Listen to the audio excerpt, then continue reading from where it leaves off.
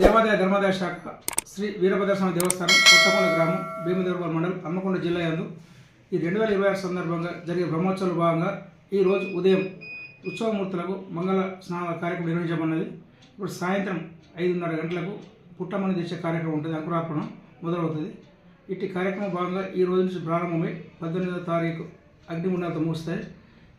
ఈ కార్యక్రమం భాగంగా రేపు సాయంత్రం 6:40 కళ్యాణ మహోత్సవం నిర్వహించబడుతుంది. మనం పొన్న ప్రభాకర్ మంత్రి గారు నిర్మించిన మండపం నందు 6:40 రేపు కళ్యాణ మహోత్సవం నిర్వహించబడుతుంది. ఇట్టి కళ్యాణ మహోత్సవానికి మన కలెక్టర్ గారు హాజరవుతారు. దానిలో భాగంగానే మంత్రి గారు వారి సొంత నిధులు వచ్చే మన ఆర్చ్ గేట్ వద్ద త్రిశూల నిర్మించారు. అది ఆ ఫౌంటైన్కు ఇనాగ్రేషన్ కలెక్టర్ గారి చేయబడుతుంది. అది ఒక 18 లక్షల రూపాయలు సార్ సొంత నిధులతో నిర్మించారు. ఈ మండపం కూడా ఒక 50 లక్షలతో సార్ సొంత నిధులు చేశారు. మరి ఇట్టి కార్యక్రమం భాగంగా రేపు సాయంత్రం 6:40 కళ్యాణ మహోత్సవం జరుగుతుంది. ఎల్లుండి 11 ఆదివారం నాడు త్రిశూల కార్యక్రమం, 12వ తారీఖు సోమవారం వాస్తు పూజ హోమం బలిహరణ కార్యక్రమం, 13 మహాలింగార్చన లక్ష బిల్వార్చన కార్యక్రమం, 14 బుధవారం రోజు భోగి పండుగ చెండు హోమం నిర్వహించబడతాయి. 15 మకర సంక్రాంతి ఉత్తర పుణ్యకాలం బండు తిరిగే కార్యక్రమం, 16 కనుమ పుష్పయాగం, 17 మహాపూర్ణావతి త్రిశూల స్నానం, 18 ఉదయం 4 గంటలకు అగ్నిగుండాలతో ఇట్టి బ్రహ్మోత్సవం పూలుతాయి.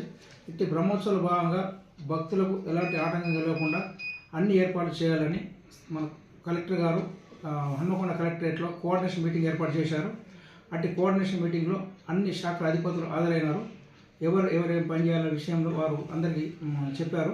తదుపరి రెండవసారి కూడా దేవాలయంలో కోఆర్డినేషన్ మీటింగ్ తీసుకున్నారు.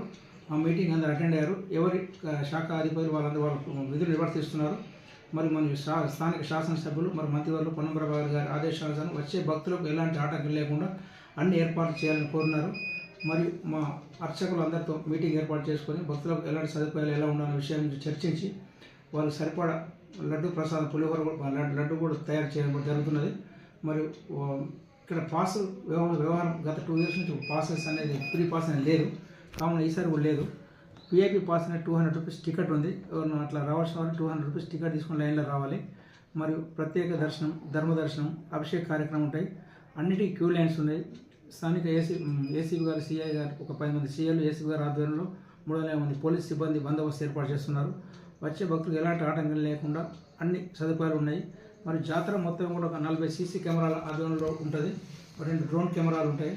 మరియు అన్ని మెడికల్ డిపార్ట్మెంట్ కానీ, పంచాయతీరాజ్, మున్సిపల్ సిబ్బంది, శానిటరీ సిబ్బంది అందరూ భక్తులకు ఎలాంటి ఆటంకం లేకుండా అన్ని కార్యక్రమం నిర్వహిస్తారు. కావున భక్తులు అందరూ ప్రభుత్వంలో ఉన్న పెద్దలు, ముఖ్యమంత్రి గారు మొదలుకొని స్థానిక ఎమ్మెల్యే దగ్గర ప్రతి వార్డు అందరినీ కలిసి కూర్చున్నాడే తప్ప పేద